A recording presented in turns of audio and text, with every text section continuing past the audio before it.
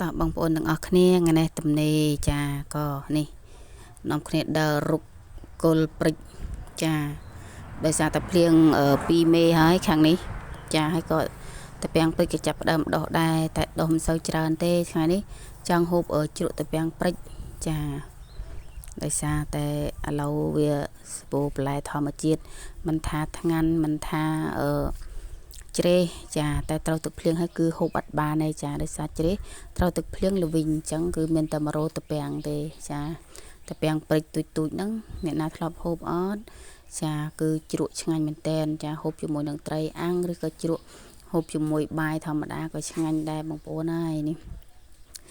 គឺខ្ញុំធ្វើកាត់ទេបងប្អូនញ៉ាំធ្វើបានបកបានអីទេគឺខ្ញុំ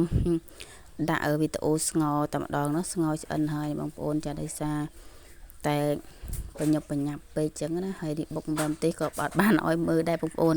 បុកអំបិលទេដាក់ធម្មតាទេបុកខ្ទឹមស្ករប៊ីចេងចាហើយចូលគ្នាទៅយើងយកមកប្រឡាក់ឲ្យសព្វអញ្ចឹងមកចាហើយក៏ដាក់កន្លទុកចាដល់ពេលព្រឹកចាំយើងញ៉ាំអីចឹងណាបងប្អូនចាគឺមានរសជាតិជូរឆ្ងាញ់ចា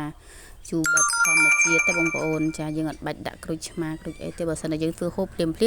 យើងដាក់ក្រូចឆ្មាក៏បានចាតែនេះខ្ញុំធ្វើទុកហូបព្រឹកចឹងណាចាគឺសាច់តាពាំងយើងគឺទន់ល្អហើយខ្ចីល្វក់បងប្អូននេះគឺបាន1គីឡូប៉ុណ្ណឹងនេះដើរកាច់ដើរទៅជួបផ្កាចាក្រហមផ្អាស់ពេញវាលគឺនឹកឃើញសម័យពីក្មេងអញ្ចឹងវីដេអូខ្ញុំមានតែប៉ុណ្្នឹងឯងបងប្អូនអរគុណច្រើនមែនទែនអ្នកដែលគាត់តាមដានវីដេអូខ្ញុំរហូតដល់ចប់អរគុណបាយបាយ